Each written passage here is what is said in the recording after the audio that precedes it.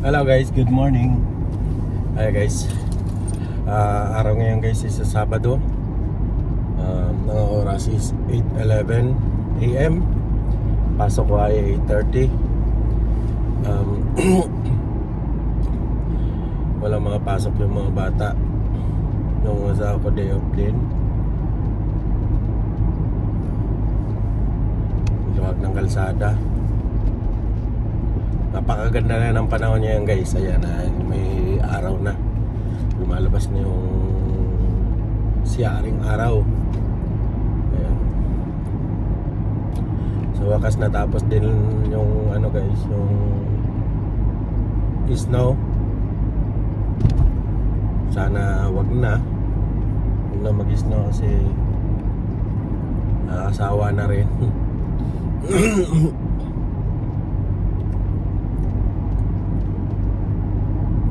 Sobrang mahal na guys ng gas dito.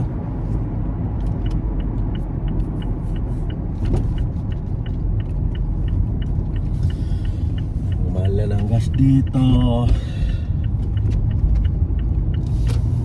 Pero mas mahal pa rin dyan sa guys, Pilipinas. Dyan sa inyo doble yung tinaas talaga ng gas dyan.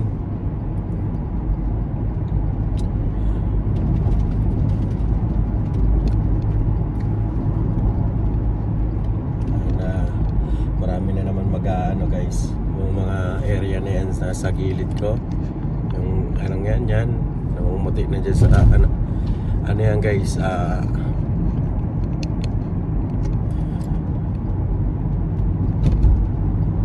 mag-uumpisa na naman ang magtatanim ng mga canola oil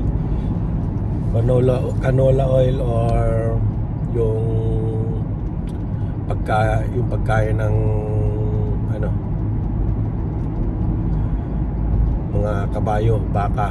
Yan ang mga tanim ditong farm guys. Banda doon sa may papuntang Edmonton, Calgary, karamihan nakikita ko doon mais.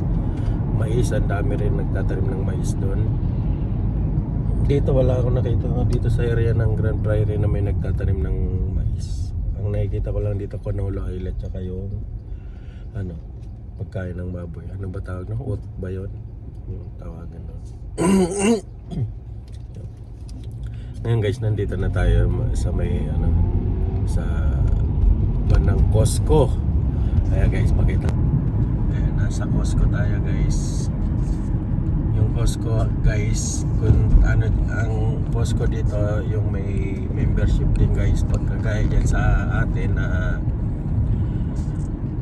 parang SNR. Yan, parang SNR dyan sa Pilipinas tong Costco. Sa yata sa US din, Costco rin yata ang tawag nila. Kasi sa atin walang Costco. Nandito tayo sa highway na guys. Kakaliwa tayo. Yan. Sensya na guys yung salamin ng sasakyan ko is kikita nyo dyan sa screen. May lamat na basag. Ganun talaga mga sasakyan dito guys. Karamihan ng sasakyan dito yung may mga basag yung harapan. Dahil guys sa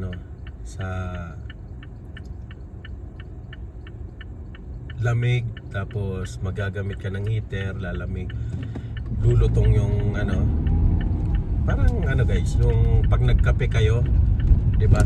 Pag nagkape kayo mainit, kukuha kayo ng tubig na mainit. Tapos ilalagay nyo bigla sa baso na malamig, di ba? Biglang magka-crack ganyan.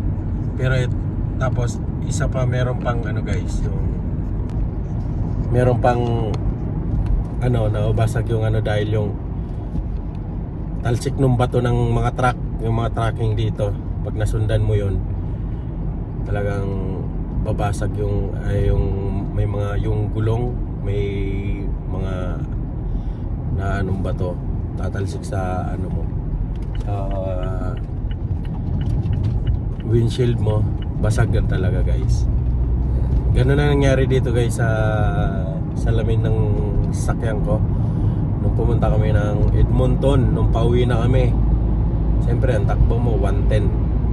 110 lang ang limit ng takbo dito guys pag nasa highway talaga. 110. Tapos nung sinundan ko yun, pag overtake ko, may narinig akong lumagatak. Hindi ko lang pinansin kung ano. Pagdating sa bahay, nakita ko, ayan, crack na nga. Ayun, yun. Hindi namin pinapalitan guys kasi sayang lang pagpapalit mo guys kasi ganun din ang mangyayari. Yung masasakyan dito pag ano, hindi na dapat. Pero kung parang spider na yan guys, yung crack niyan na parang spider na yung salamin, pwede palitan mo na kasi bawal na yung guys. Yan pwede pa yan guys, nakikita pa yung malinaw pa yung harapan. Kita pa. Bandang airport guys. Yan. Ito yung highway, napakaluwag. Ganda ng highway dito guys kasi tingnan mo, may wala kang kasalubong, nasa kabila yung ano, yung isang lane ng sasakyan ng kalsada. Hindi mo kaya ano dito magandang ano, biyahe ng malayuan kasi safe ka sa ano, hindi walang bangga na ano kasi kabila din sila eh. Ganun. Yung ganyan, napakaluwag ng Canada pa. Napakayaman pa sa lupa. Walang nag-ano guys eh, hindi pa pinatay sa Pilipinas. Tayuan na ng mga building yan guys, di ba? Dito wala guys. Tawid tayo dito sa highway guys. Yan. Ito ang trabaho guys dito. Ito ang company ko. Sa company na ito. Yan. Bonus Energy Corporation. Dito guys. Dalas pa ang kalsada. Yan.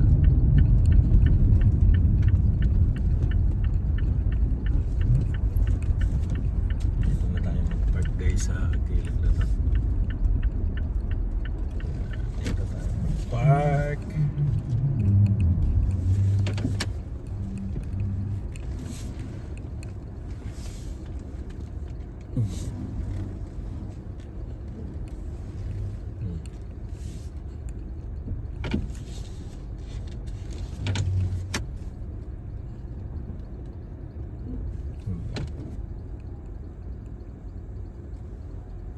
Dito na ako sa trabaho guys. Hindi ko na ipinasok yung sasakyan. Dito na lang ako mag-park sa labas. Lakad na lang ako papasok.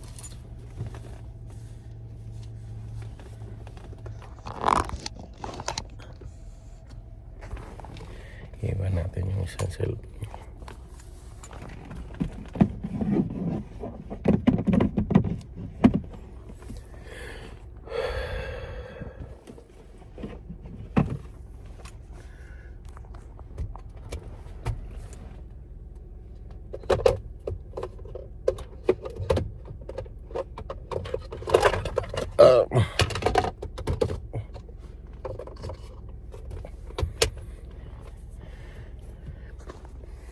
Lamig.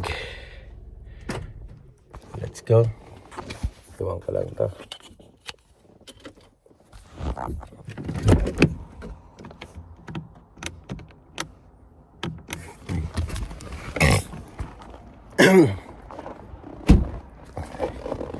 Hey guys.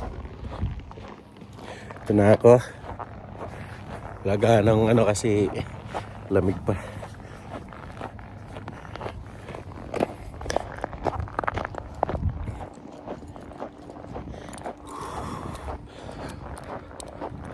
Lamig.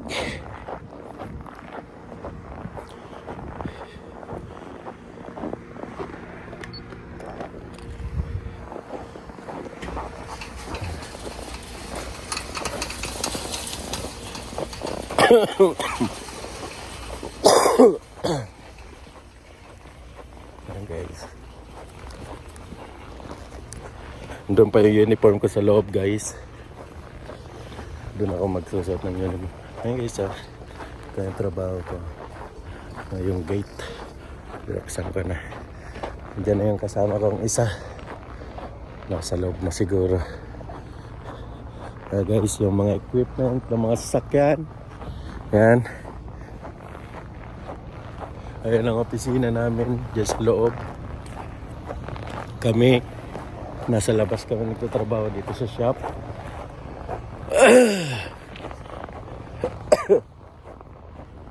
At nandun yung sasakyan ni Johnny. Diba? Kita nyo umusok pa yung ano guys, sobrang lamig.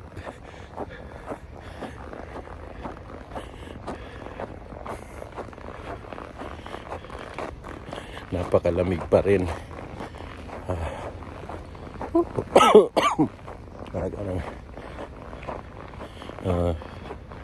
Kita nyo talaga guys yung usok ng ano.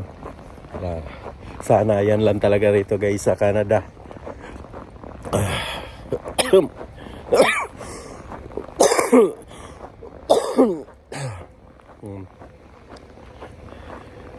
Grabe. Ma-update na rin yung kamay ko. Open pa naman dito, open na area to guys. Kaya sobrang lamig. Kaya pagla yung mga snow na yan, ayan, snow. Ayan. Kaya yung gusto, dito na ako guys. Bawal kasi ng camera dito sa loob ng trabaho. Ayan. Ayan guys, pauwi na kami. Ayan. Tapos na yung ginagawa namin. Bale,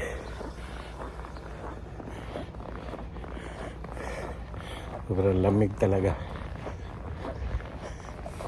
Bukas na naman ang pasok ulit. Oh, sila nagdi-deliver pa lang, tayo pauwi na.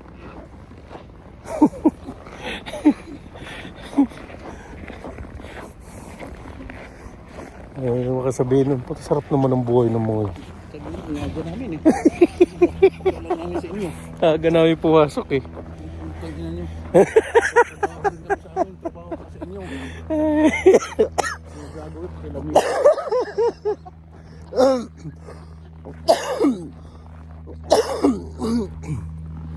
Kaya nga umalis tayo sa Pilipinas para walang makialam, no? Makikialam din sila rito. Buti kasi walang marites dito eh. Ang marites dito, Pilipino lang din eh. Oo. At least, pag nagmamarites, nagmi-meeting-meeting sila. Marites may kasama yan. Sino si Maritos? Si Mario.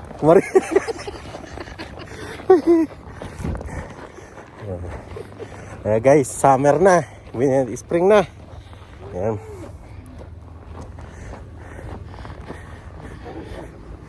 Bukas ako mag karwas. Laki nun ah. Saan nagpark pre? Saan ka nagpark? Yan? Ha?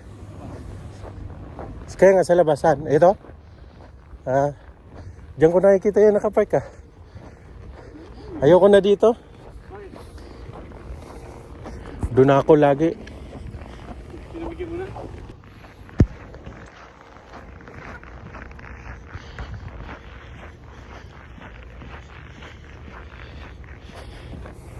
Yung susi guys, nakalimutan ko. My goodness.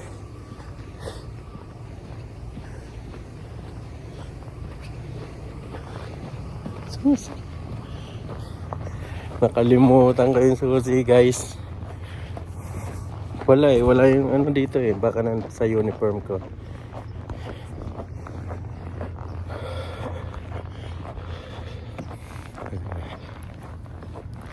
Layo na nilakad ko guys, oh. Doon na ako sa gate. Kalimutan ko pa. Buti nandun pa si Johnny sa loob. Hindi pa nilak yung ano.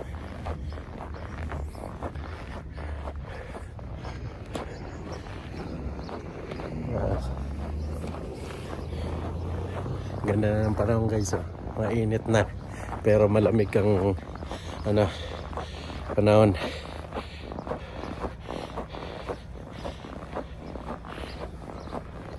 Sabi. Lalo na siguro kung sa Alaska pa guys, sa Greenland. Ay, Greenland ba? Sa Greenland, di naman gaano kalamigan. Sa Iceland. Sa Alaska, yan ang mga malalamig pang lugar. Yung hindi nawawala ng snow ba? Hindi natutunaw yung snow. May ayan. Ito, susi na yung sakyan at saka ng susi ng gate. Ito ang susi ng gate namin guys. K5 tawagin. K5 ayan.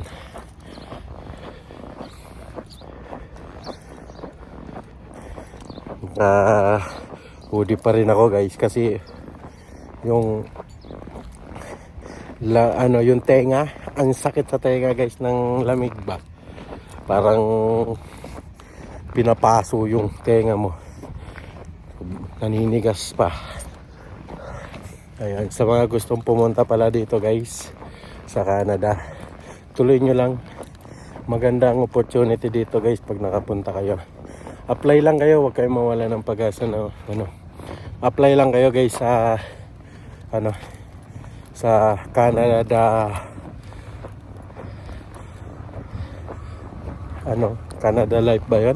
Basta maghanap kayo dyan sa online o kaya POEA yan. Nag-open na rin sila ulit, baka maswerte naman kayong makapag trabaho dito guys. Magandang rito, yan nga lang guys, pag-isipan nyo muna kasi hindi basta-basta na nakapunta nga tayo rito kung hindi nyo naman kayanin yung mga kaya nyo yung trabaho pero yung mga bayarin bad guys. Yan. Yun lang naman ang problema dito guys, yung mga bayarin.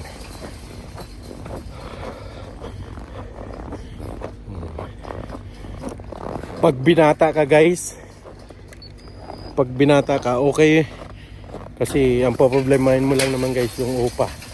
May maupa naman kayo dyan na mga nasa lang 800, 900 pataas. Yan. Yun ang bayaran dito. Tapos yung sa phone mo, yun lang online number. Yan, mga bayarin dito. Kami kasi guys dito pamilya ko, kaya malaki ang binabayaran namin dito. Pero survive naman guys sa mga sa mga pagkain. Yun nga lang, tama lang talaga yung pambayad sa expenses. Sama ko nga, dalawa ng trabaho guys Kaya kala nyo guys yung namin dito, nandito kami, maganda na buhay namin dito guys. Hindi kamali kayo guys na maganda na buhay namin dito. Ang alam nyo lang yon na maganda buhay namin dito kasi ang alam natin sa pag nasa Canada, sa ibang bansa ay asenso na, maganda na yung buhay. Hindi guys, naipagsapalan lang kami dito guys para lang sa pamilya, sa mga bata. Ayan, at least dito kasi guys, kahit naghihirap ka, wala nakikialam dito, nakatulad dyan sa atin na pupunain ka, hindi mo naman inaano sila, pinapakilaman yung buhay mo, tapos pagkikwentuhan ka pa dyan, dyan lang yan, hindi ganyan, wala asensya, walang trabaho, yan, ganyan ang sa Pilipinas guys. Talagang apak-apakan ka, lalo na pag wala kang trabaho, wala kang pera. Sa ngayon kasi guys, ang kinikilala lang ang isang tao pag may pera guys. Yan lang. Yung respeto dahil sa pera. Pero pag walang pera guys, nako, okay pagkarap mo, pero pag talikod mo, wala. Parang tinusok patalikod. Ayun guys, pauwi na ako guys. Sana masuportahan nyo ako guys sa pagbablog ko sa YouTube channel ko. Sana please subscribe and click the notification bell guys para updated kayo lagi sa aking mga bagong videos. Maraming ngayon pa lang guys, nagpapasalamat na ako na sa pag-subscribe nyo. Sana matulungan nyo ako. Hindi naman para sa akin lang to sa pag-YouTube guys, kundi gusto ko rin talagang gayahin ang ibang ano natin, mga YouTuber dyan sa Pilipinas na nakakatulong sa nangangailangan. Yun din ang ano ko, gusto ko guys. Once na maano ko monetize at sumahod ako rito sa YouTube, kasi wala pa guys, konti pa lang yung subscriber ko. Pero umaasa po ako guys sa inyo na sana masubscribe nyo, masuportahan nyo ako. Yan, yun lang naman ang ano ko guys. Maraming salamat guys sa lahat ng tulong nyo. Ayan. Nga dito na lang guys ang aking vlog guys. Pauwi na ako, kaya pakita ko muna yung harapan sa inyo guys. Yan ang ano guys, so yan may tsura dito sa Canada. Ayan yung malawak na farm. Ayan, dito tayo ngayon guys. Pauwi na tayo.